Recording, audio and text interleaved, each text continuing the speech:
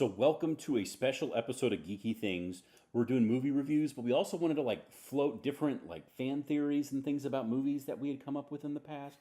And I had this one, and we were going to make an episode about it, but we never did. But we wanted to go ahead and shoot it right now while it was fresh on our mind. But Rogue One, right? Really, we're very mixed on that movie in general. We were going to do a review, but the moment kind of passed. And generally, we were kind of both lukewarm on it. We haven't even bought it yet on Blu-ray, which still seems kind of wrong. I know we have all the Star Wars. It kind of feels like we have to. I did not like the movie. I'm sorry. Why didn't you like it? It was just, I know it was just setting up for the next movie, but everybody died. And that's a great movie if everybody dies, though. I like movies where everybody dies.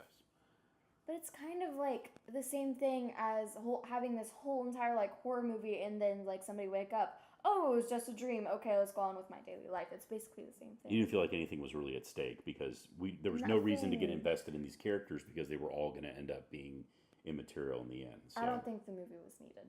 Okay. It was just a mission to go get... There wasn't any character depth.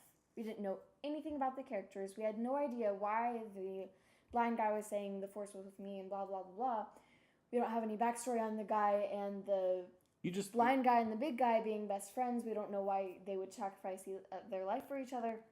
We know nothing about the characters, and it makes me really angry because I really like to connect with the characters. In this movie, I couldn't do that. Well, see, and I've got a theory that, in a movie, you can have a great story, you can have great special effects, it can be beautiful and everything else, but if you don't care about the characters, then the movie's kind of sunk. And I don't really feel like it gave us an opportunity to really care about the characters. I liked the characters maybe, but I didn't really care about them because I knew that I wasn't going to be able to dig in with them the way that you do with all the other movies. I can dig in with, Luke or Rey or whatever in these new ones because I know it's gonna go somewhere. But anyway, here's my theory though is I think that one of the things they tried to do in that movie was to sort of address problems and sort of connect dots that people were like, why is it that way? And the blind guy, right, who's like, oh, there's this critical moment, spoilers, where he's got to go across there's a whole field of this fire to get to this MacGuffin. The beach scene. He's got to go over there and push a button or flip a switch to save everybody's day or whatever. And bless you. Anyway, he starts saying the Force is with me and I'm with the Force or something like that. And the Force is with me and he says something like that. And so he starts walking across the way and all these lasers are passing him and not even hitting him at all. And because the Force is with him, right? Yeah. And we're like, oh, that's kind of hokey. But then if you think about it, through all the rest of the Star Wars movies, what happens? Stormtroopers can't shoot for their life. Stormtroopers can't shoot anybody who the Force is with. And that's kind of what he shows. It's maybe Stormtroopers are really, really good shots. But here we learn if the Force is with you, Stormtroopers can do nothing. They can't hit anything. Everybody the Force gives is them with. such a bad rep where it's they aren't any danger unless they're right next to you, and maybe another Stormtrooper would push them and they wouldn't shoot you at all.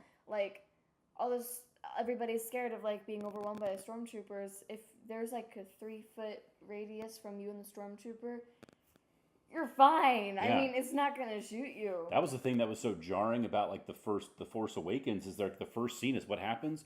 Stormtroopers show up and we're killing people. That's the first time that's happened in any Star Wars movie, except for Uncle Owen and Aunt Beru. Yeah. But the Force was not with them.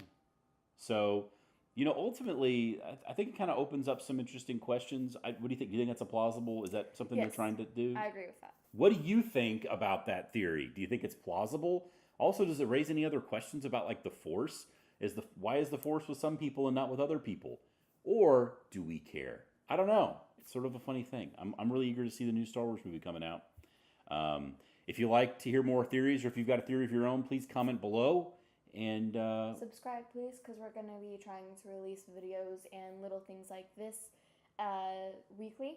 And we'll see you guys next week. Also, check out our Facebook page. Until then, this is Geeky Things. Bye-bye.